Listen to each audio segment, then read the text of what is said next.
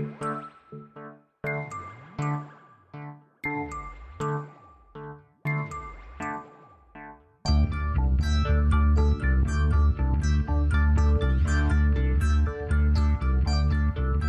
is Continuum Drag, a weekly podcast where we revisit sci-fi, fantasy, and just plain weird shows. This week, K9000. For a second there, I thought you were talking. But, your lips aren't moving.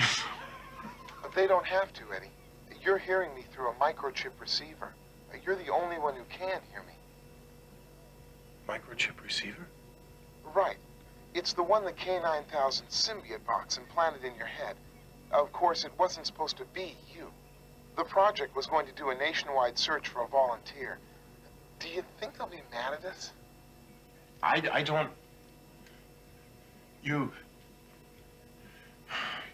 just a dog. I'd hardly call the product of 8 years of cybernetic research just a dog. Welcome to Continuum Drag, the podcast that'll shake a paw. Alternately, it's also the podcast that you can't teach new tricks to. I'm Luke. Here's my co-host, Jordan. What's real, Jordan? Did you know there are nude beaches in Rio? I heard, but he wasn't very excited about it. Nobody seemed very excited about that. Have you ever heard a villain decide where they're going to go based on nude beaches? You know what? That feels right at home in this particular movie, actually. This week, we're watching K9000, and we're joined by a guest. Welcome to the show, Michael. Thank you. It's good to be here. Michael, as you know, this podcast is all about TV science fiction. Are you a big sci-fi fan? Yeah, a little bit. What are your go-tos? More cartoon animations like Futurama and things of that nature. The Venture Brothers. Oh yeah, okay. You're more on the anime. We've never done an animated show still. We were talking about that today, actually. We've got a couple on the do one. list. That's a possibility. But we got to feel crazy if we're going to do it. We'll get real crazy. I'm the problem. That's the thing. Listen, we don't talk about our off-air feuds. Save it for later. Michael, what do you think about this guy? I like him. He's a nice guy. I've known him for a few years now, and he's funny. There you go. He's not gonna feud with you. I'm trying to get him feuding. No, Hey, can I mention something weird about this? Yeah. So I was looking into K9000 because I wanted to get some, amazing research on this thing. And here's a couple things I found that are K9000 that are not this show. There's a K9000 Cyberdog Gun, which is a weapon in the Fallout New Vegas, whatever that is, video game series. I think that's actually a joke about this movie. Is that right? Yeah. Well, and there's also a product called a K9000, and that's a self-contained dog wash. Yeah, I saw that too. There's a K9000 badminton racket that retails for $189. Oh, what's a good badminton racket? And there's also a K9000 adjustable P-trap pipe for sinks. Oh. Those are all K9000s. They add the 1000 thing to a lot of I guess so. It makes gadgets, it seem like just make it sound futuristic. Yeah. Even though we're in the future or the present, so Are we in the future? a little bit. Okay. From this movie, yes. From this movie's perspective, absolutely. You're Yeah. right. Oh, hey, before we start, is this movie set in the future? No. I didn't think so. It is set, I believe, in the current time. Yeah, but they just have futuristic dogs. Yeah, well, it's like a near future maybe. They got like slightly better technology. Their AI in the movie was pretty absurd. How smart it was. It's better than the AI we have today. Well, here's something maybe, Jordan and Michael. Do you know what this show is based on? I do not. I'm going to assume it's K9, K911, or K9PI, the trilogy of movies with Jim Belushi. Well, actually, there's only at this time K9. That's right. That was the only one that was out at this time. And this was a direct sequel to it. Was it really? Yeah. This was made by the same company. This was an attempt to turn it I was into actually a TV just show. joking. No, it's a direct, not continuity-wise, but this is the same people made it and we're like, we can turn this into a TV show. But I think what they had to do is they had to, raise the elevated a little bit by making it like a robot dog as opposed to just like a regular dog. And also, you don't have Jim Belushi. Well, he was too busy. This was before How I Met Your Mother. No, Rules Whatever for that show Dating My was. Daughter. Was he dead by then? Or is No. that the other guy? That's the other guy. John? That's John. Who we were also just talking about. Oh, yeah. All right. Jim was very much Oh, alive. Jim's the guy from that show, that TV show. According to Jim. According to Jim. Yeah. Good show. 7 Was it Rules a good for Dating show? My Yeah, Daughter. probably. Was that one on there? No. Yeah, he was in that one, wasn't he? No, I don't think so. Oh, That was John Ritter. there's John Ritter. That's right. He died on that show. We're off to a flying start already. All right. Okay, so it was originally broadcast June 1st, 1991 on Fox. Michael, where were you on June 1st, 1991? Buckingham Avenue in Niagara Falls, Very specific. riding a bicycle. Okay. The whole time. He never stopped that whole year. I never used training wheels either, so that's how I know I was riding a bicycle. Bicycle. You jumped right to bicycle. Yep. You didn't need any training. Absolutely not. Wow. Yeah, perpetual motion. It'll keep you going. He's our most talented guest. It could be. A lot of people ride bicycles. But did they skip training? Maybe not. Are you a K9000? I'm not a K9000. Oh, okay. I had a Mr. T tricycle in the 80s, and I thought it was the coolest thing ever. It wasn't. I remember riding really fast past the neighbors and thinking that they thought, like, that kid's really fast. I mean, we don't know. You might have been fast. I don't think I was going that fast. All right. So do you want to know what's happening around the world on June 1st, 1991? Yes, please. Well, this show is coming out. It was the end of the 16-year-plus Ethiopian Civil War. That's good. South Africa was repealing the last legal foundations of apartheid. Mm-hmm. And Space Shuttle Columbia carried the Space Lab into orbit. And that all happened within the time of this show? Yeah, well, this was happening. Well, this show was on. Those things were happening. So that's why this didn't make it. There was more important things. I mean, for some reason, this didn't live up to everyone else's. People were very busy handling very important matters. All right, let's get into it. Let's do it. Here's the Imdb summary for K9000. A policeman and a female scientist team up to recover her latest creation, a cybernetic crime-fighting dog. And that was courtesy of Ornus. Well, I'll tell you what's funny about Ornus is, of that, the funniest part is that they have to mention it's a female scientist. You got it. Otherwise, everyone's head just jumps right to it. They're like, they picture something in their mind. They're like, oh, that's not what I was picturing. Yeah. Didn't say a male cop and a female scientist. That's true. I mean, Ornus isn't as woke as he should be. I suppose. Time's up, Ornus. As Michael always says, time's up. I don't say that. All right, let's move on. So we meet our lead, Eddie Monroe. He's a classic cop who plays by his own rules and always gets his man. And he's played by a guy named Chris Mulkey. He's a very recognizable character actor, but I wasn't 100% sure what I knew him from. No, I was the same. You know you've seen him before, but I don't think there's ever been like a distinguishing role. And how old would you say our lead character, Eddie Monroe, is? Like during shooting? Well, they say his age during the course of the show. Do they really? Yeah. And they say, do you know how old they said he was? 30. They say he's 30 years old. Yeah. How old does he look? Well, I had to look it up, so I kind of cheated, but 42 or so, I think, when they shot this. And yeah, he's Yeah. well into his 40s. Yes, very much so. When they said he was 30, I was like, no way. I paused it, then went and checked it on IMDb, looked him up just to make sure, because that seems so ridiculous. When did they say his age? The dog guesses it at some point. When he's like scanning all this, like his right. bowling trophies and stuff. That's when He has Mel Gibson's lethal weapon mullet. Yeah, that's right. Very much in that vein. And he hates machines like so many other characters we've met. Yeah. I really enjoyed him using vending machines, and he can't make them work. We weirdly have seen other leads, like you've mentioned, that don't like technology, and other people having trouble with vending machines. If you are a cop who gets paired with a robot, your core character trait is you hate machines, and the sub trait is you can't work a vending machine. Isn't it weird when you start watching these things, you see tropes that you didn't think existed at all? Like the vending machine trope. How's that a thing? Well, it's so funny because it's a running gag throughout how he can't use machines. Like, he can't make his garage door work. Is that even a machine? Well, there's some technology involved in the pulley, I suppose. I did like when he attacked that vending machine right at the top of the movie. And he's like screaming at his partner's pulling him off it. And he yells, I don't want my money back. I want revenge. I was like, what does that mean? He also complains about the current generation, about how they're always listening to their Walkmans and all that jazz.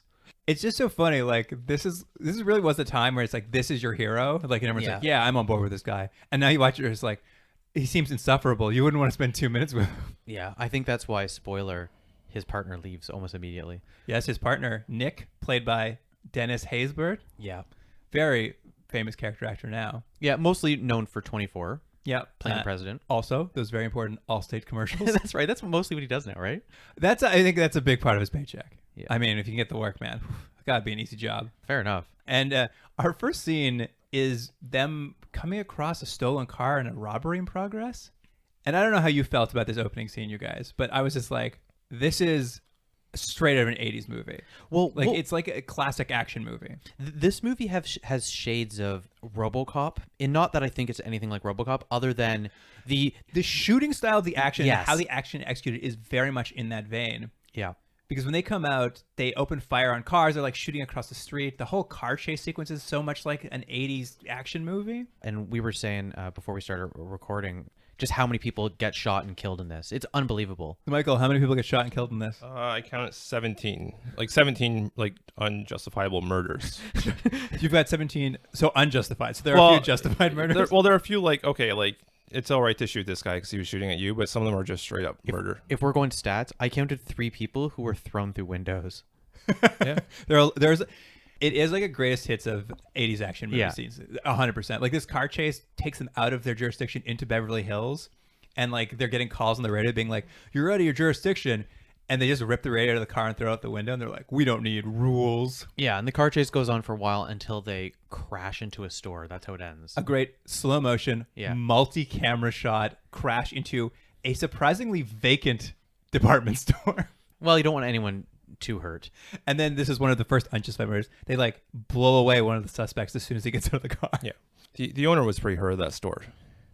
he seemed made like, that well known. My note was the owner seems like a Chris Kattan character. Well, yeah, he's a man with an insane French accent, and he's very unhappy they've driven into his store. When they start shooting the guys and they kill, I think, 1 or 2 of the guys. They kill one of the suspects and then catch the other one. But did you notice what he used to tie the guy up? No, what did he do? He ran over to a mannequin, pulled off its bra, and then used that to tie the guy's hands up. And I thought, I've never seen that before. I mean, what's his name? Eddie, like, the guy's giving himself up. Eddie beats him to the ground, starts reading his rights, and flips out his badge for the second running joke of the like machines not working for him or one. And the second running joke is he flips open his wallet, and what is in his wallet instead of a badge? It's a picture of Morgan Fairchild. It never paid off either. Well, no, it keeps happening. And it's one of these things that maybe that was hilarious at the time, but I don't know how many people listening to this even remember who Morgan Fairchild is. I don't know. I know the name. It's just such a weird gag that what I actually thought was going to happen was at the end of the movie, Morgan Fairchild was going to walk out or something. But that's not what happens. It's just you're just going to see this many times where everyone goes, "That's not your badge," and he goes, "Whatever." It came with the wallet. It came with the wallet. Yeah. What wallet came with a? That's the thing. I'm like, no, you definitely put that in there. So they catch the bad guys. We find out they save $5,000. Save $5,000, but they've done that much more damage. They've done way more damage. $280,000 worth of damage. That's what their police chief tells them. I really liked when they pulled the money out of the car they've taken from the bad guys and showed it to the manager, and he's like, "See, manager, we saved this $5,000," and then the manager spits on the money. Yeah. I was like, I thought they were going to arrest him there. I was like, this is insane already. But yes, they go back to the precinct. They get chewed out by a classic chief. Is he a captain? Yes, he's a captain for all the damage they've done. And he asks Eddie, this captain, he asks him, he's just like, "Who do you think you are, Sergeant Preston of the Yukon?" I didn't get that reference. I was like, what? I had to Google it.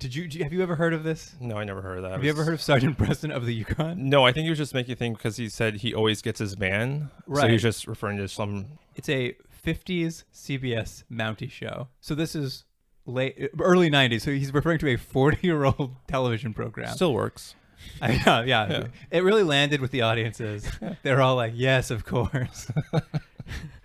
Anyway, he gets in so much trouble, he gets busted down to a traffic cop and gets told by his partner, Nick, that he's going to put in for a new partner because he can't keep getting passive promotions for having such a loose cannon. Is this the fastest we've ever seen a partner... Ship dissolve? Yeah, because like in a lot of these things you see that they want to have the two people be partners, but they don't want to have them both out together, so they have to leave the partner in the office. This one, the partner's just like, so I'm going to go and have a better TV show. Yeah, I mean, they set it up and they move really quickly because they're just trying to get to the meat of this. Yeah. And the meat of it is the crime that will change Eddie's life. What's the crime that's going to change his life? There's animal people protesting animal violence or animal testing. At Piper Industries. Yeah, and so this place is doing some sort of mysterious research or test on animals, which they're protesting. And while they're there, a guy pretends to be a protester to ingratiate himself so that he can talk to a security guard to get a pass to get into the building, basically, so that they can break in and just start killing everybody. I love that security guard because he's like, when you first meet the security guard, he's going to give away his badge.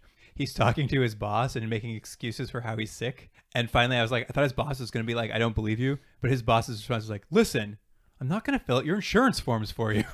No, take the day off. Yeah.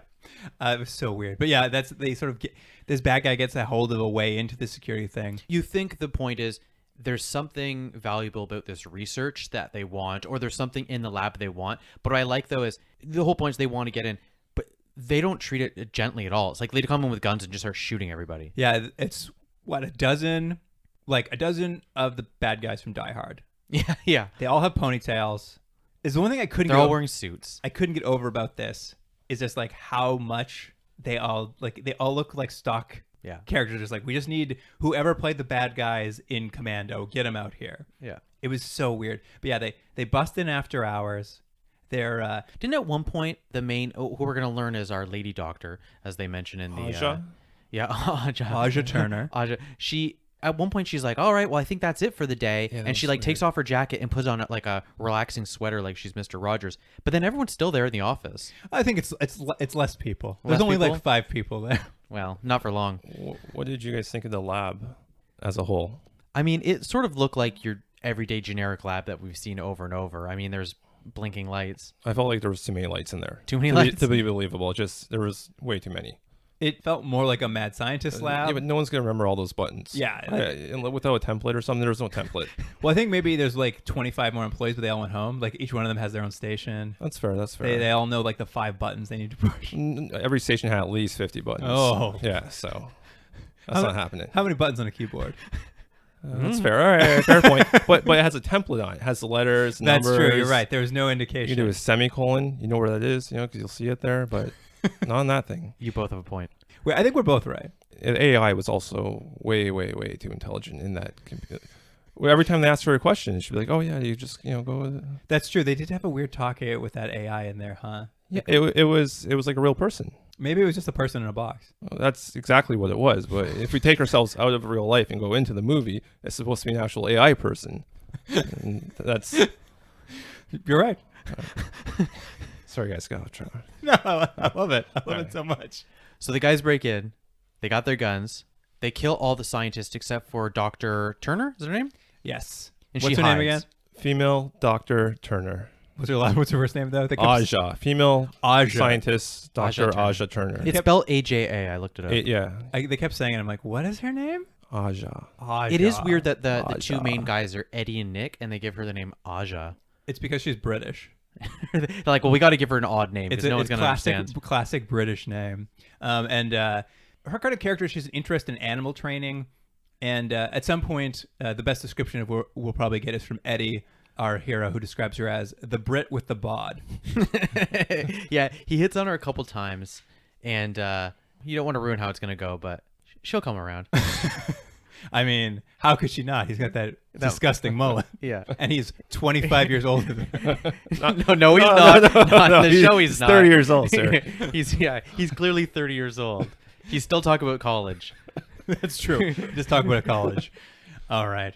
So they're all there basically to steal the K9000 incubator and all of Piper's data. And what we see now is, in this case, all we get to know about the K9000 incubator right now is that it's just got a gross embryonic sac, like pulsating inside Can you of it. tell at this point, though? Yeah, you kind of see you get a glimpse inside of it. I think it's just like you just see this like pulsating embryo. Whatever it is, it's important because they've killed at least 5 people to get to it. It has the number 9000 on it. Yeah, So, so you know it's worth something. Those kills are good though. The slow motion squib shots of all the scientists just like Yeah, it is. flopping It around. is. I was saying earlier before we started recording, it's my favorite scene because you have like almost like a fake eurythmic song playing, and then they come in and just in slow mo shoot everyone, and it's great. But they do like parkour as they enter the Yeah, lab that's too. right. They like jump over like railings and everything and just start shooting And only Aja gets away. Yeah, she hides under like a coward. She hides under some sort of like module The thing, desk of some and sort. then she, I guess, goes through a hole in the wall. The and that's vent, how she- yeah, the that- ventilate. She hid herself behind like a cabinet that she wheeled in front of her, and I guess that stopped Antoine from finding her, so Yeah. it worked. Antoine, yeah, the villain Antoine. So after the robbery at Piper Industries, Nick is taken off of his demotion. He was a crapper cop for all of 30 seconds and put back onto the investigation because he's the best they've got. He may be a renegade. He may go his own way, but he gets results. That's right. The first part of the investigation is they bring in the leader of the protests outside of Piper, Edna to see if she knows anything about what's happened here. Do you recognize this lady? She was also very familiar to me. The only thing I actually remember her from was she was the woman in Mrs. Doubtfire checking on the kids, and so there's that scene, where he has to put the pie in his face and go, "Oh," and she's that lady. Yeah, Anne Hanley. Is that her name? Yeah, she wasn't an actress until she was in her 40s, and she started acting and just got her career Gangbusters. going. Yeah. I mean, she's great in this. She died in 2001 though, so that was a 10 Rest in year peace. anniversary of this movie. So. R.I.P. Yeah. Moment of silence. All right. They bring her in, and they're hitting her up about kind of what happened, if she noticed any suspicious people around the protest, and they're watching some news footage from it. And Eddie kind of sweet talks her into helping them out by telling her how animals have good instincts about people, and since she loves animals so much, as seen by her constantly carrying a kitten around. He really manipulates her. She says, "Oh, that guy on the screen, I remember him. He's not as handsome as you, Eddie, but I think he might be a bad guy." Everyone thinks he's so handsome. Well, no, but there's another thing we've seen in a lot of not very good TV shows is the writers have to have another character mention how good looking the person is to convince the viewer. Because you're like, this guy looks like he's maybe 45 years old. Yeah. They're like, no. He's really handsome. Everyone thinks he's handsome. Did you not hear what that woman says? And you as a viewer go, yeah, he is handsome. I think I'll keep watching this TV show. I hope it goes on for years and years. What a 30-year-old looks like. The next stop, the hospital. One of the guys who was shot at Piper's lived. How much did you figure out? This is a very confusing scene for me when they go to talk to this man at the hospital. Who was this man? Is he a cop? He's not a cop, but he is. Wasn't that Nick? He works for the government. Yeah, I didn't know. I didn't understand this. I just was like, well, it doesn't matter. He's a federal agent, and they're like, he was on some sort of classified mission at Piper, or as I believe Nick calls it, a biodegradable think tank. Classic. But it's this real weird thing where he's just like, I can't tell you anything about it. It's top secret. You can't know anything. And they're like, well, we're investigating you getting shot. He's like, nope, can't say anything. But they kind of like seed a red herring that maybe Aja was responsible for it. She's not. They keep seeding this red herring throughout the episode, though. And you're like, I don't think I'm ever going to believe that's true. But we kind of have these two weird scenes where we don't get much information. But we cut to Aja, and she's escaped from the building, and she's confronting that security guard who kind of went home sick and got them in there because she suspects he must have like somehow let the bad guys in. Yeah, she's a better detective. Yeah, she's made a bit of a leap of logic, but it is in a correct one. So she starts having an argument with him, and at that exact moment, he gets sniped from Antoine. Do you like him trying to put his suitcase into he's got this big suitcase he can't quite fit in his trunk for some reason? Well, it's got to take a while. He really does take a while, but that's the thing. As he's putting it in, it pops open, and his clothes spill all over the ground while she's trying to talk to him. He's just a French comedian. There's just like all kinds of comedy beats with this guy just like trying to get a suitcase in a trunk, pops open, all his clothes spill out. I think he wanted to die. He was just delaying it. He knew the sniper was there. It was going to happen. There was also an innocent person that got shot there too. It was an innocent person? Yeah. If you rewatch it, there's just some person in the background got shot. Oh, really? Yeah. That's on the list? Yeah, it's on the list. Kill count. But yes, the sniper on the roof is our villain, Anton Zeiss. Who's Anton? What do we know about Anton? He's got blonde hair. Wears a suit. Wasn't he like Aja's teacher or something? Yeah, what was it? She was working for. He's former U.S. intelligence operative. That's right. But where were they? She went and worked somewhere underneath him. They were working in Lebanon. That's right. And she was training dogs for special forces out there. I was trying to figure out, I'm like, what was happening in Lebanon around this time? But I couldn't quite figure it out. Well, Lebanon was having a civil war, I think. Oh, is that what was going on? Mm-hmm. But yeah, she was out there, and they had a connection because she was training the dogs, and she knows him because when they tried to leave, he wanted to kill all the dogs. And she was like, he's a bad guy. Yeah, and now who he's back. Kill dogs? Who wants to kill dogs? Exactly, only Just bad Anton. guys. But yes, Anton's on the roof with a sniper rifle. I think my favorite shot of this entire episode, shoots the security guard, and the security guard's entire chest explodes like a balloon of blood. Yeah, it was great. It's like hollow point bullets in there. It was so bloody. And he falls on top of her. She starts screaming, and then they realize there's a sniper on the roof. And then Eddie just shows up, right? Yeah. And sorry, this is like my favorite scene of the whole movie. Like when Eddie shows up and like none of the investigations they've done have pointed this way. Yeah, exactly. And just the subsequent chase scene that happens is like the lamest chase I've ever seen in a movie. The best part is Eddie shows up, and so Anton's on wherever he is, up on the roof or something. Yeah. He's shooting down. Eddie's shooting up, but there's one part that I really liked is that to distract Anton, he sees the dead guy on the ground, He's behind the car so he can't get shot, and he just picks the dead body up and puts it up, and so Anton shoots the dead body. Like, I'm like, what a desecration of this poor guy. He's being shot, now you're using him as distraction, yeah, even? exactly. And it doesn't even do It's not anything. even a good distraction. I know. He's just like, let's shoot him a couple more times. He's just like wigging and Bernie's the guy. And then I know. I also thought, I was like, why is he throwing this man's body around? But yes, I guess Eddie's shooting back and Anton gives up. Like, Anton seemed to have all the cards in the situation, but he kind of runs away. Yeah. And then Aja runs away as well because she doesn't want to go to the police. I have no idea. Well, No idea at all. because Why? It's just, there's some sort of they have mentioned very briefly that they think there may be some corruption that is involved with this, and they might have the guys There might be an inside man. an inside man, but there's no indication why they would think this. but does Aja think it's Eddie? It doesn't barely make sense. It It's does. just It does come up a few times. They're just like, there might be a mole inside the police force, but there never is. The closest we see is one of the bad guys is like Yeah. having a drink out of a water fountain and hanging around the police station. But Yeah. that's not like There's a man a- inside. and the it, police it but station. it doesn't do anything. Yeah, No. it doesn't really make sense. I think it's just either maybe an editing issue or just It I mean, seems it's like not well There's like written. a lot of misdirection in this movie, though. I just think there should be more shooting. It is what they're best at. It's definitely what they're the best at because it's bloody, it's over the top, it's insane for sure. But yeah, he chases down Aja and like goes to arrest her and starts patting her down, and then because he is a scumbag, as he's patting her down, he's like, "Oh, your body's in real good shape. You got a real good body."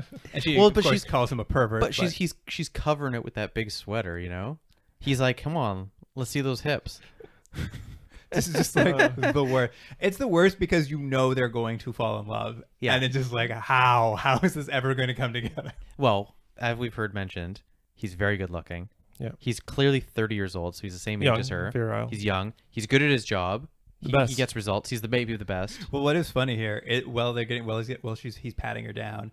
She like gets a read on him immediately. She's just like, "Listen, you could take me to the police station, but look at you. You're clearly not great at your job, on thin ice with your bosses, and what I can offer you is the best case of your career." And he's just like, "You're right.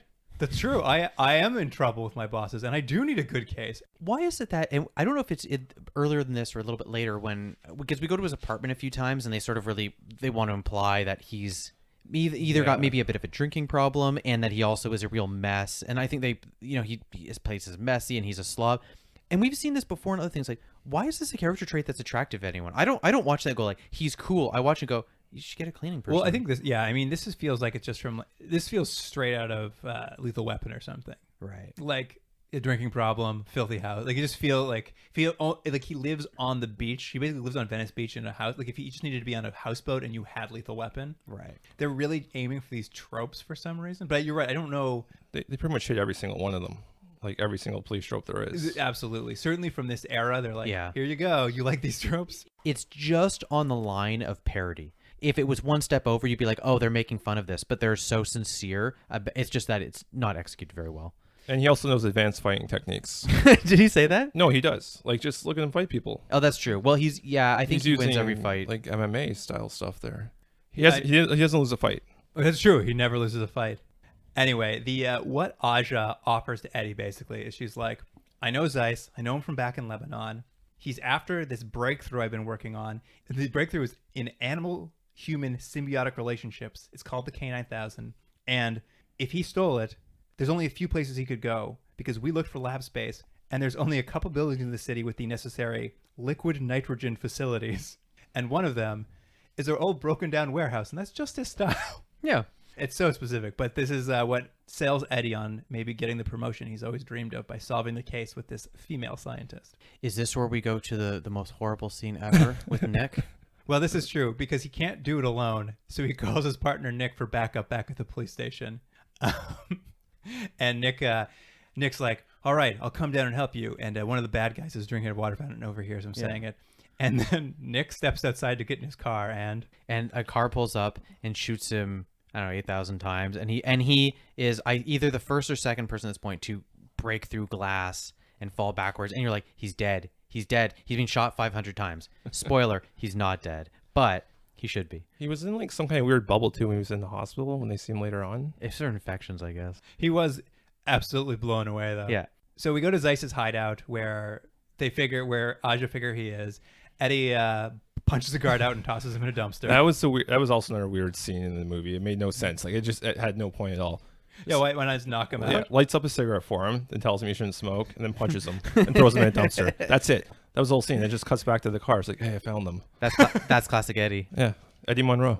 And then he goes in, and I think there's a guy in like a forklift. He knocks him out too. He just like goes like one after another. He's just punching guys out. That's his way in. It's true, and they follow the liquid nitrogen lines to the K9000 machine, because guess what time it is, Jordan? It's time for reveal what's in that embryonic sac. It's cocoon dislocation time. There's a lot of dry ice. My favorite phrase, cocoon dislocation. Yeah, so they find it. The embryonic thing is about to hatch, whatever it is. Yeah, it's a lot of dry ice. Imagine and sausage the casing. listener doesn't know yet.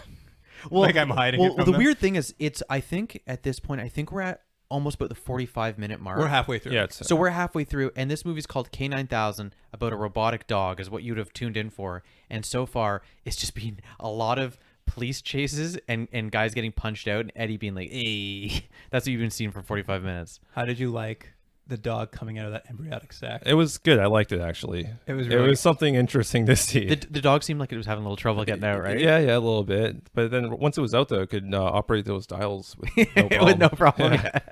Didn't need thumbs. And when it came out, like it knew certain things. Like when Well, let's talk about this now. So the case opens, the dry ice comes out, the dog bursts through the sack, and you find out this whole thing, K9000, was a fancy dog. Yeah, fancy Now, dog. We don't know, though, how much the dog knows, how much it doesn't know, how much is like. We think it's newborn. Yes. Like at this point where it's like, this thing just got born. Because like as far as we know, Right. it just came out of an embryonic sac. But like, yeah, they get in a gunfight with the bad guys because they notice they're there. The dog's jumping on bad guys left and right. What happens first is the guys are shooting. As Michael mentioned, the dog puts his little paw up on the console and turns a little knob, which brings like a contraption down into Eddie, grabs him by the head, and puts an implant in his ear. And Eddie's screaming and knocks it off. Then the fight happens, and the dog seems to save him by knocking him out of a window. Again, and through a window. Aja takes off before any of this happens. That's true. Because she's just like, will you take care of the dog? Like, I didn't understand why she didn't take the it was dog also with her. the first kiss. That's right. That's right. They do have a kiss. And there. what A did, forced kiss. A very but forced why kiss. did she kiss him? Because it might be his last. Yeah, that's right. So insane. And so she's turned. It's a good reason. The last scene, Is that a good reason? I would love to get a kiss if it was going to be my last one. Would you want to get a kiss from the person who just molested you? Probably not, but I had a different story than her, though. What was your story? No, we won't cut that. Definitely not. But yeah, she takes off. The dog like is able to activate the machinery and implant something into Eddie's hair. Do you think the dog did it accidentally, or do you think the dog was like, "This is the guy. I need him to have this implant"? Because that's what it seems like. Seems like the dog has taken on his own initiative to implant this guy. Or do you think it was just looking for treats? That's a good question. Thanks. I think the dog's basic programming was as soon as you're born, we'll like match you with somebody, and he was the only one there. Right. So that's why the dog like forced the implant into. So no Eddie's matter hair. what would have happened, he would have done it. Yeah, I think if just Eddie in the room, that's what I think. See, I think it's not. I think the dog saw something special in Eddie and thought, we don't seem like we'd be a team. He's not good at technology. I'm a dog, but you know what? I'm tidy, he's messy. Yeah, exactly. Why are we fighting when we both right? Two wrongs make a right, you know? No, I don't know. The dog just met him. He doesn't know enough. He doesn't know enough information. He saw his hair. And thought, He's so handsome. he's like, that's business in the front, party in the back. Let's do this. But yes, the dog saves Eddie from the bad guys and then pushes Eddie out a window into, I guess, the river, the ocean? The ocean that's there for some reason. I did like, 'cause we get a shot of them falling out, the third window that gets broken? They're falling out this window, and it's a human stuntman, and then just like a really floppy dog puppet, like flopping through the air into the river. It's crazy. But yes, they escape. They head back to Eddie's apartment, and it's basically at this point that we get to learn more about Eddie and this dog and the symbiotic chip that was planted in his ear. What do we know? What do we know about the dog and this symbiotic relationship with Eddie? Well, the dog does some research. It does. How does it do research, though? It scans with what I believe are his retina or cornea. It doesn't really explain it, but his eyes scan over Eddie's apartment, and we find out that he has some trophies that he still has on his mantle for some reason. They look old. Because he's a man-child. They all do. He's a man-child. Well, he's only 30. I mean, he's still, He's high still school. young. High He's school not, was he's only not, like 12 years ago. yeah, he's not 45. Yeah, he's definitely not 42. Yeah, and that he what else did he do? Well, the What else dog, did the they find dog, out? you get the first version of like RoboVision. Oh, yeah, and which you get to see how the dog sees Yeah, things, it's got which like is a just RoboCop it's the same, but style. it's got like RoboCop's little like scanning whatever, and it like looks at all his stuff and is able to like Sherlock Holmes him and Yeah, be like, his- I can tell you all about yourself because I looked at these few things. Eddie's like, dodgy what? past. This dog can speak. That's No, right. not at first. At first, right? He's just kind of going. The dog is just talking to him. He's just going with it. He wakes up in front of his house for no reason, no explanation. The dog has dragged him Yeah. from the ocean to his apartment. That's right. I think his hair is still wet too. I think like in their heads they were thinking, oh well, the last thing he was in the ocean, so let's make his hair wet for this because otherwise it won't make sense. They Yeah. nailed it. Pretty sure the hair is wet. They nailed it. It is Yeah. wet, but the dog's It is? dry. Dog's dry. He just shook off. Yeah. He's fine. Also, did you like? Because I initially wrote down a note being like, how would the dog knows where he lives? But the dog has a line that says, I got your wallet, looked at your address. I'm like, well, problem solved. Morgan Fairchild's in there, so how do you? He just couldn't find his badge. He found his address. Oh, okay. Well, yeah. So the dog has brought him home. You realize that the dog can speak. But they also mention the dog's mouth doesn't move, and they mention that because it's essentially like Only his Eddie can brainwave, hear it. yeah, is going over just to the implant, so only Eddie can It's hear. also cheaper for the production company. Yes, and they don't have to put peanut butter in that dog's mouth. Eddie, or what we learned about K9000 also is he was born a normal dog, but he was born prematurely, so he had a cranial defect. That's why he's perfect for this experiment that they put in. And Aja has scraped out all of his dog instincts to make rooms for the computer she's put in his brain. That's not nice, huh? This is a running thing because the dog doesn't know how to play fetch. Yeah, that's right. I think that's the only running thing of it, though. That's the problem. Like they didn't really elaborate on that. Well, later they'll teach. He'll try to teach. He him to play does, fetch. yeah. But But it's just like this poor dog. His natural instincts have been stripped away from him. This is the emotional arc for us in this character. I can see it affected you emotionally. it didn't affect me emotionally at all. Actually, I thought it was really odd that they would do that to a dog. But what was weird is Eddie mentions at one point, well, the dog's basically showing how its deductive reasoning works and how smart it is. And Eddie mentions that he used to have a dog, but it died in his arms. So there's a newspaper article on the mantle. Apparently, it shows Eddie and his old former partner, which He had is a a previous dog, canine, but yeah. he always Yeah. said partner. We always thought it was a human. I looked at that scene and I can't see the dog. Like in that mantle on that picture, I can't see any dog, and Eddie is so blurred out. Like they didn't really focus in They on probably it just had a properly. dog name, so he knew. I guess so. What's a dog name though? I mean, this is Hooch, Rex, well, K9000. K9000. Yeah, it was called a K. Is it what do you call? What's the dog called? They ever give it a name? They did give it a name, They did. and I've got it written down somewhere because I just called it K9000 the whole time. Yeah. So did I. I didn't know they what the do name gi- was. They do give it a name. It was really dumb. It's like Charles. No, it was. Was it a dog name at least? What was it? It was something. It was like a play on K9000 or 9000. Something. It was like 9 or something like that. Oh, they call Niner? They call it Niner. They call it Niner as a nickname. I Yeah, think. that was the name of Oh. the dog. Yeah. That's what it was. Because I was just like, I'm not calling it that. I'm calling it K9000. He's a German Shepherd, so it makes sense. Here's what I liked about him looking at around and finding out that that was for the scholars. for who? The scholars. Okay. Yeah. Okay. Sorry. Go ahead. For that one's for the scholars. We're shouting it out here. All right. Sorry. No, I was just gonna say when the dog is scanning his place and saying, "Oh, I see you used to have a previous canine partner," and he's like, "Yeah, but I never had another one because it died in my arms. I never want another one of my partners to die." I'm like, "Oh, you're in for a treat. Your partner is dead." Yeah, he still doesn't know at this point that That Nick has been shot 1 billion times. Yeah. All right, what else do we know about K9000? He's part of the Catch Project. What does Catch stand for? I didn't get write no it down. idea. Cybernetic Action Team Oh. K9 Human. More importantly, later on they find out that you can barely make calls on the dog. Dog has a cellular phone in his head. You talk into its ear. If you scrape out enough of its natural tendencies, you can put a phone in there. That's basically all about the dog. He's got a computer bank in his brain. He's basically Wikipedia. It's And honestly, though, 45 minutes. This is your money right here. The dog that can do everything. Why they didn't start the show with him finding this dog as opposed to everything else, I don't know. It is weird. They really wait. They're like, you guys were. When we get there, though, you're gonna be blown away. You know what this reminds me a little bit of?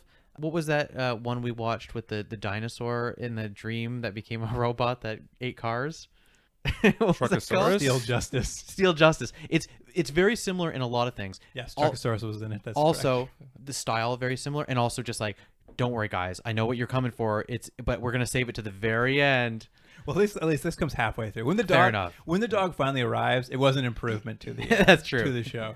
So what happened to Aja though? Where's she been at during all of this? Does she go to see the old lady who is the protester at this point? Yeah. Yes. Who apparently is her old friend, and is also filthy rich, lives in a huge richest, mansion. Yeah, richest Now, lady in town. Here's a question: are they making some sort of jab? Was this sort of like a? I thought, I was like, are they making like a jab? Like, oh, it's like a left wing airhead sort of thing. Was that what they were going for? I think there's an element of that, of like rich old lady who doesn't know what to do with her time, so she just bothers people with her environmentalism. Right. She was one of the only likable characters for me, though. Yeah. Like honestly, she just seemed. She did seem to genuine. have like an actually good idea of what she was up She's to. also a good actress too. That's true.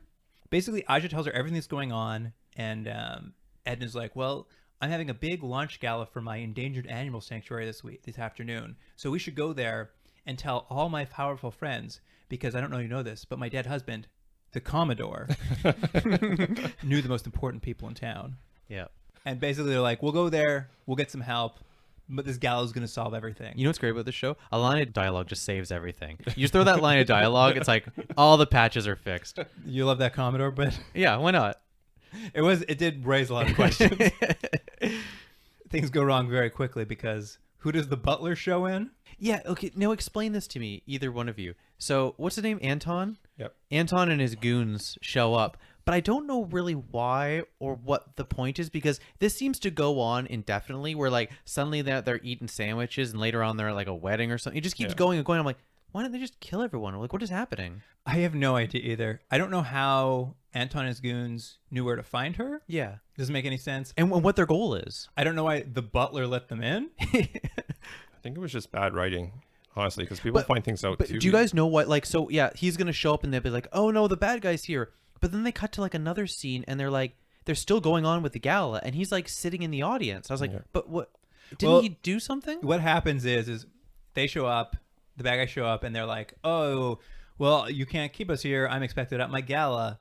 And they pull out like a miniature like map of the sanctuary she's building. And he's like, oh, this is great. We can pull our boat up here and load up all the K9000 equipment and take it off to whatever country we're going to sell it. Like, they're just like, this is great. We'll hold you hostage so that you won't be missed at the gala. And then we're going to use the sanctuary to like run this stuff. Like, it's a weird, unnecessarily complicated plan. Right. You're right. They don't need Aja. They could have just killed her. But I guess that would, then why would the lady be quiet? But that's the idea, I think. So like, Right, we'll just okay. take you guys, use your gala. No one will know that anything's wrong. And it is funny because we'll see the gala later, and his men are just wandering around the gala, long hair, guns in their pockets. Yeah. It just seemed like they were playing a real long game. Like eventually he was going to marry the old woman and then they were going to have kids and then he's going to take their grandkids to like swimming lessons. He's like, it's all part of the plan. I mean, Anton's playing the long game. Yeah. Jumping back to Eddie and K9000 though, they're trying to find Asia where she went. So they're following. So K9000 smelling the ground outside the old factory they lost her at, and they're trying to follow her scent. He still has a dog nose. Still, yeah, he's still got that regular dog nose. Although maybe his heightened sensors It could be. inside. Yeah. We don't know. It didn't come up. They find out that Nick was shot when he takes a newspaper from a construction worker. Yeah. Yeah. He like grabs it out of the man's hand and starts walking away, and the guy's just like, "Hey, what are you doing? Why'd you take my paper?" He's like, "Oh, sorry," and he just hands him a $10 bill. And everything was fine. It's one of those scenes where you're like, why would they have decided to do that? Why couldn't he have just had a newspaper or had someone call him? But it's like they add these weird things like, but don't add anything to the show at all. Yeah, it seemed like he was gonna have to fight these construction workers, but then he just gives them money. And then they find out Nick's been injured. He's not dead after all the gunfire. Yeah. So he has no arms and legs anymore, but he's fine. So Eddie places a call on K9000. He just starts talking to K9000's ear and calls the captain up. Now, there's one thing I wish they did more often, because I love that this actor has to lean by the dog and talk into his ear. That'd been great if this series had continued. I mean, that would have been a constant thing for sure.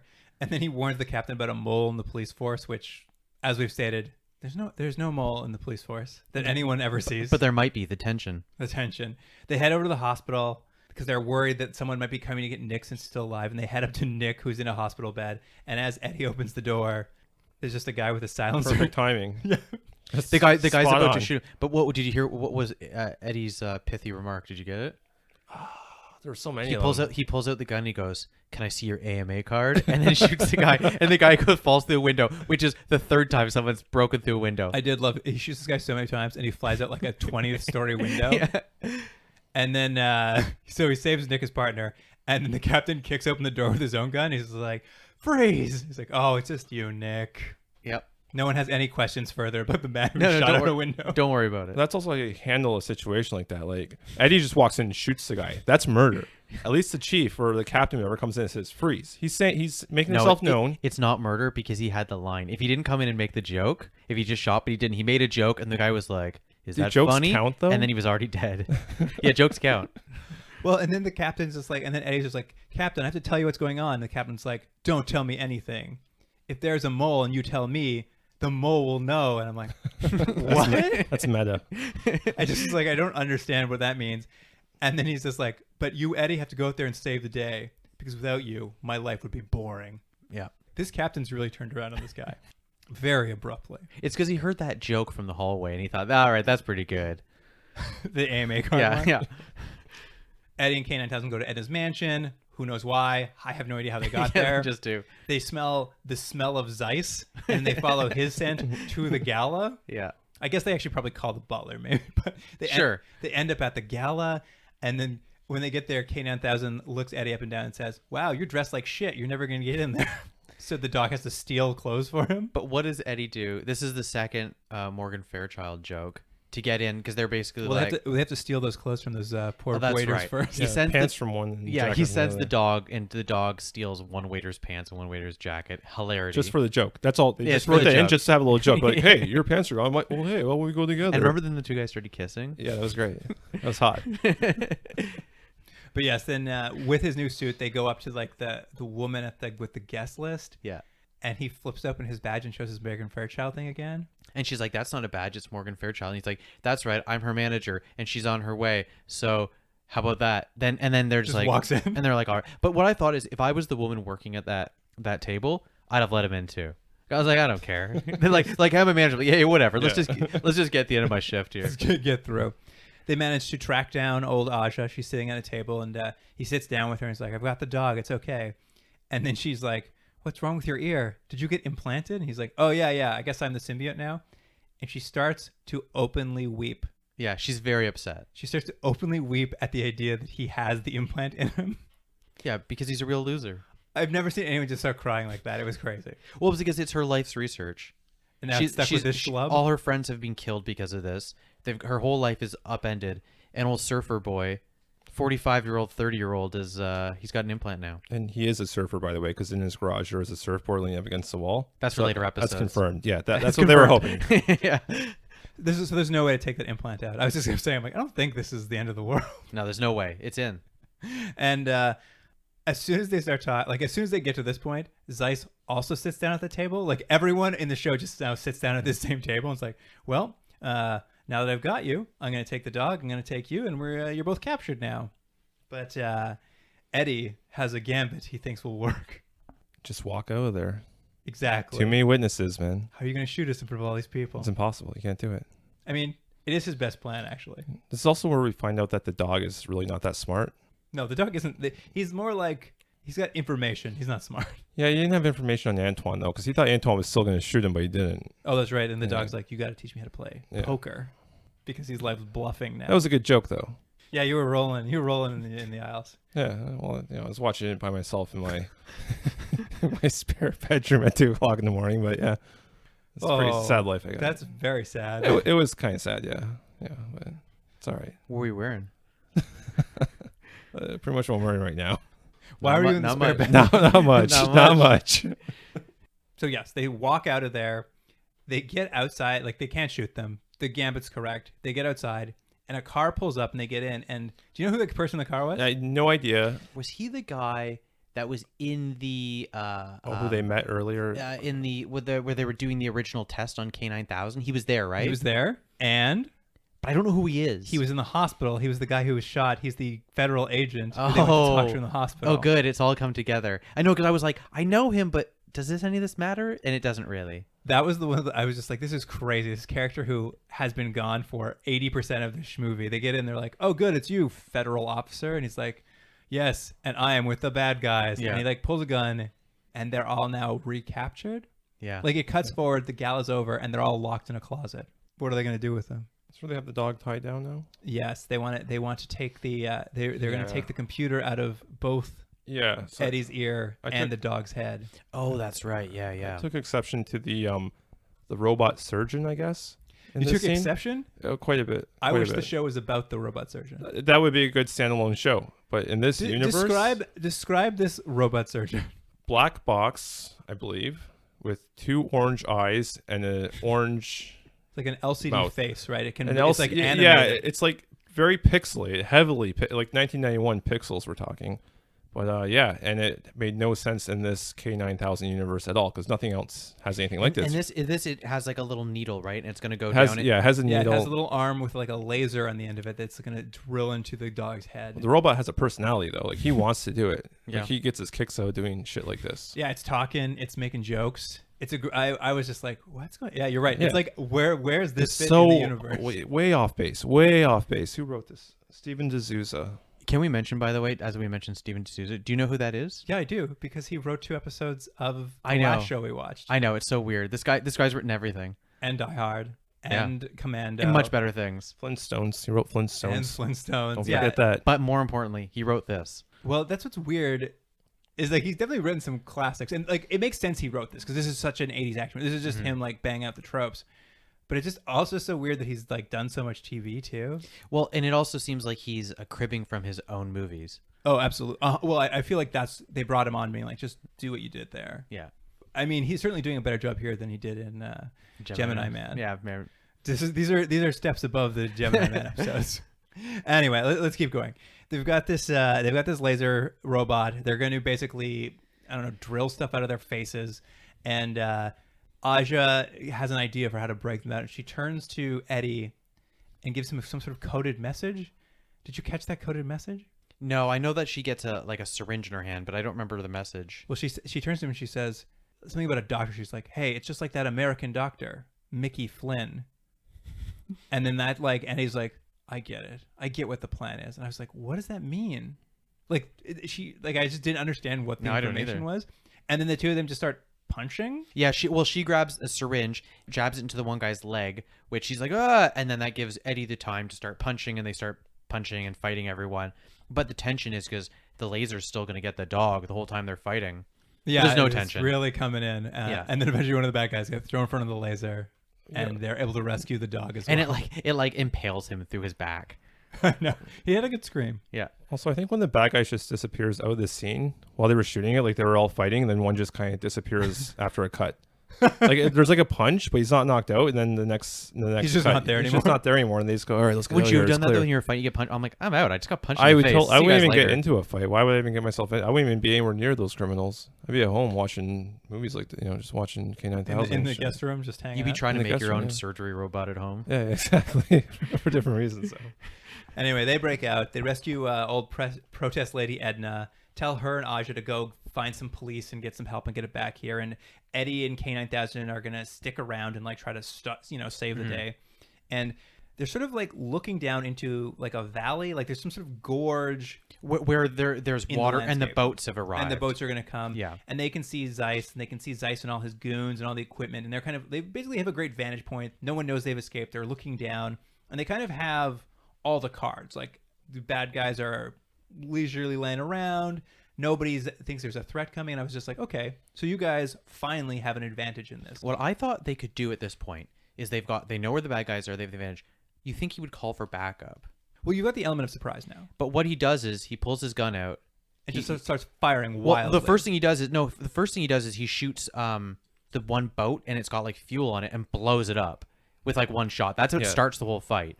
And then they start shooting. He starts shooting back. Well, that's what I mean. He doesn't use any. No. He just has a handgun and just starts firing into the valley. By the way, he starts shooting with this gun at this point in the movie, and for the next half an Yeah. hour, he doesn't reload or anything. No one So- does. he just keeps shooting this. What do I assume this gun has? What 11, 6, 11. 8, 11, so something like that. And He shoots maybe 600 times. Yeah. I don't know much about guns by any means.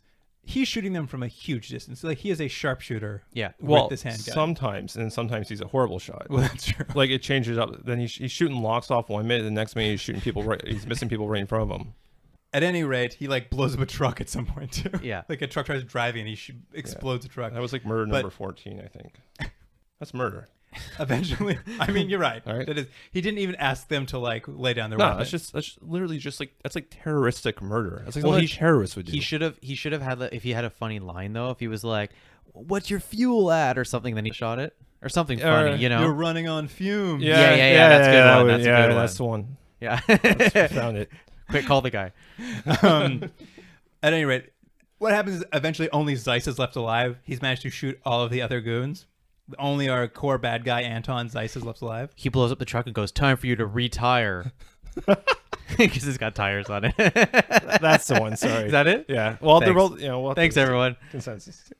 And Zeiss like grabs these two, I don't know, magnetic, like they're magnetic spools of tape. I guess they're the brains of the computer. Yeah. They hard drives? They mentioned at the beginning that when they take K9, they also take all the backup files. Yeah. So that's what these are in some sort of form. Some sort of backup disk.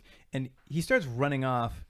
And K9000's like, we have to stop him. He could create an army of K9000s. We have to get rid of him. Yeah. Which, by the way, he's never said that's his plan. We heard last time is he's just been killing the dogs. He never ever said, I want to make a bunch of K9000s. Ash at some point like implies that maybe there's some way to use this technology to turn humans into robot slaves, but like it's never like brought up again. The stakes were very loose. It is one of the major problems is this bad guy. They want you to hate him, and he wanted like he's your classic villain, but like I don't know what he wants. He's not even that bad. He's killed a couple people, but no more than Eddie. Yeah, exactly. Probably less than Eddie. He starts running off, and the dog K9000 just runs full bore at him. Yeah, and he shoots the dog, and it's one of the most brutal. That puppet dog flipping through the air after it got shot. I was like, oh wow, that's brutal. I know. I was like, they actually shot the dog, and they do. He shoots the dog. Yeah, it was a pretty bad scene. And then Eddie sees K9000 get shot. Yep. From his hiding place, and it's like, well, there's only one thing I can do.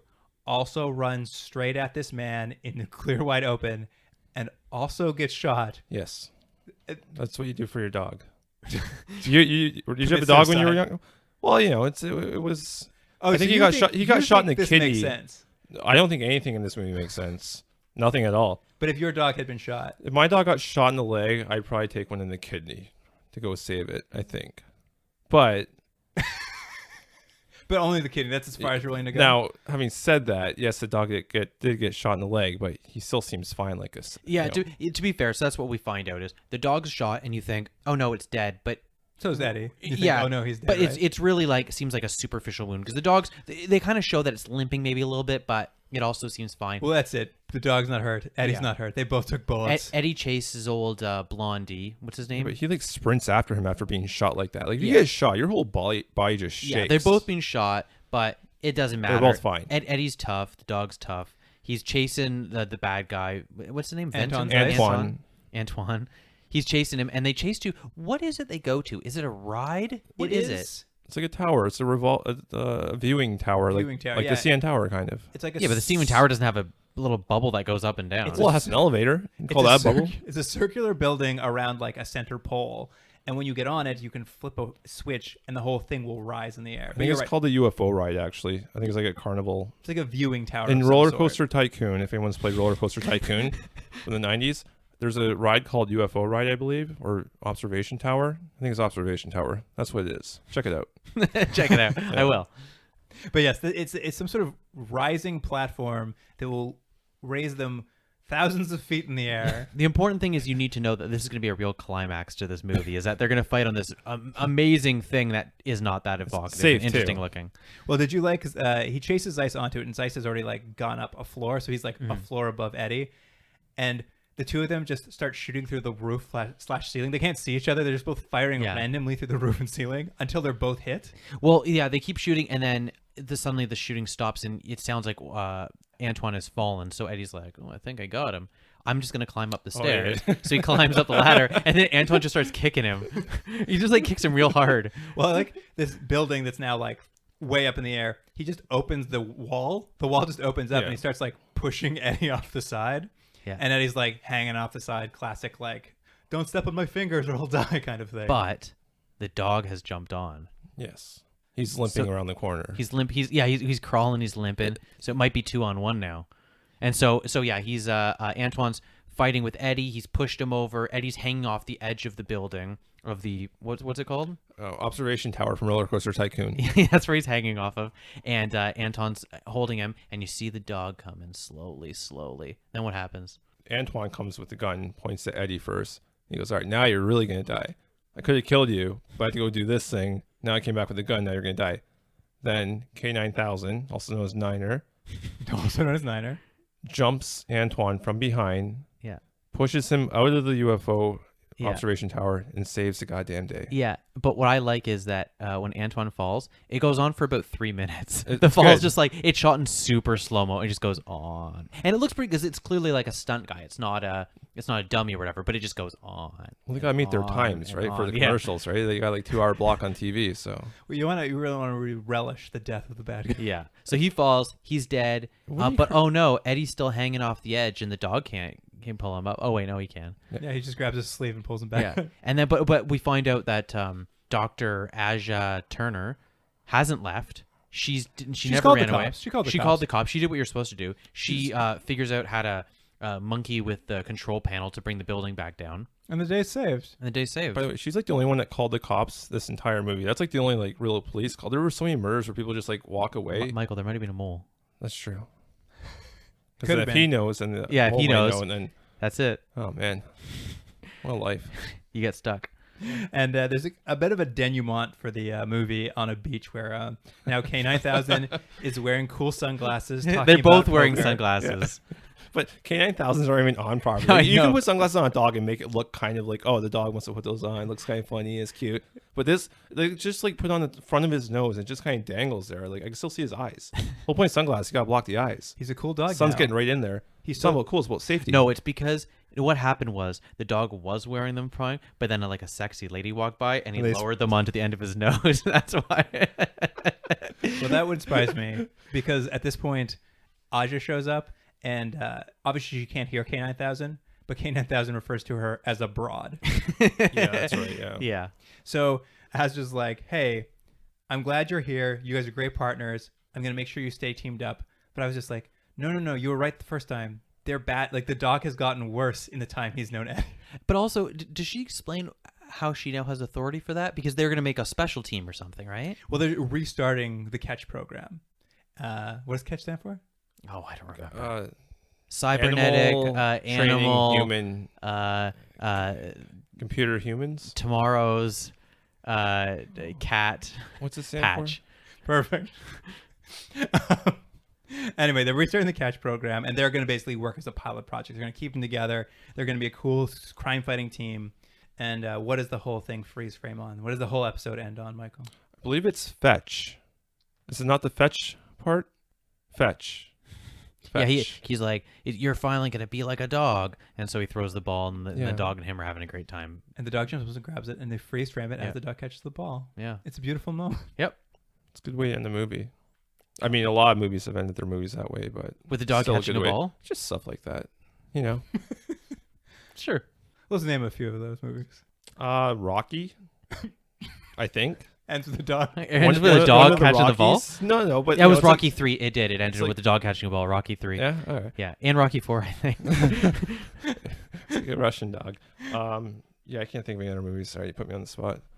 All right. Well, let's do some final notes on this thing. You might have to retire. Got him. All right. Does anyone have any final thoughts on this movie before we wrap this up? You know what I was actually surprised at? For a movie that's about really the cop-dog interaction, there's almost none of that in this movie. Like, there's a couple true. scenes where they're even together.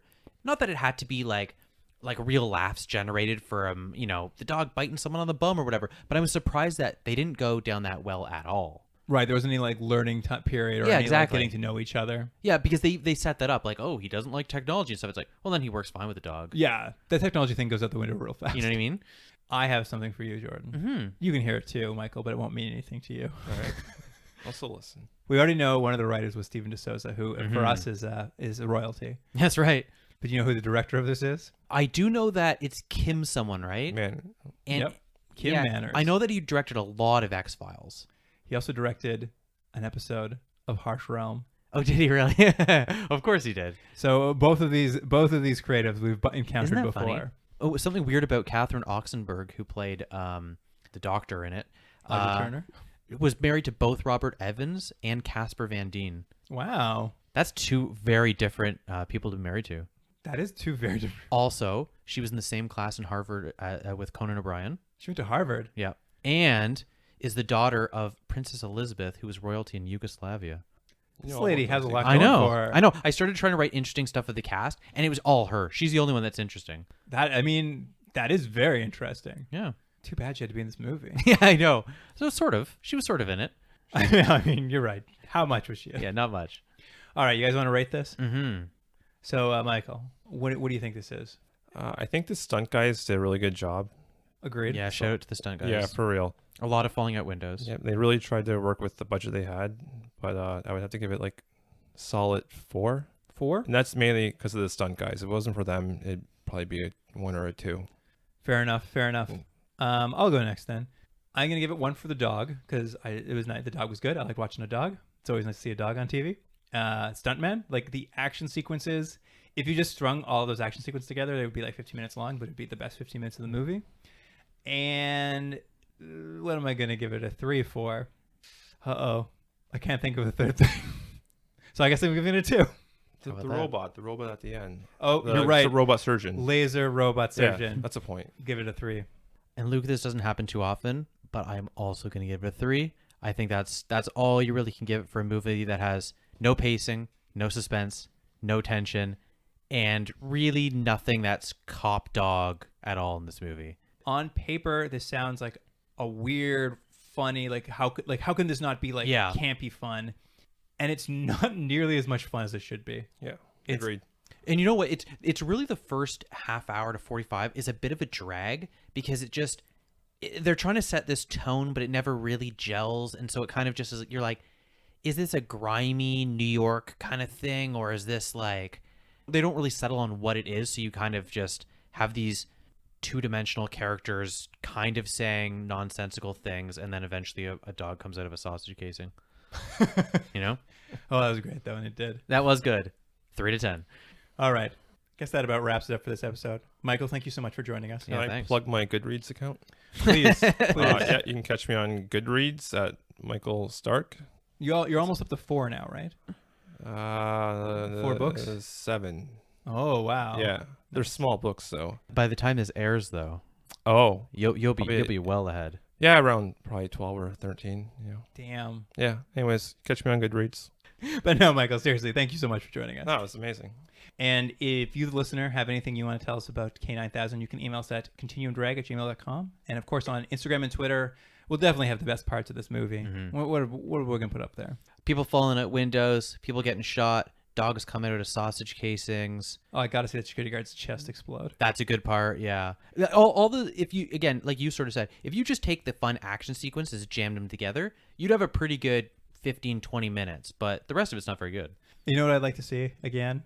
That maybe French manager of that apartment store spitting on that money. That was funny. That was so weird. All right. But yeah, you can find those on Twitter and Instagram at Continuum Drag is the handle on those places. But that about wraps it up. Thanks for joining us, listener, for this journey to K9000. Jordan, see you next week. See you then.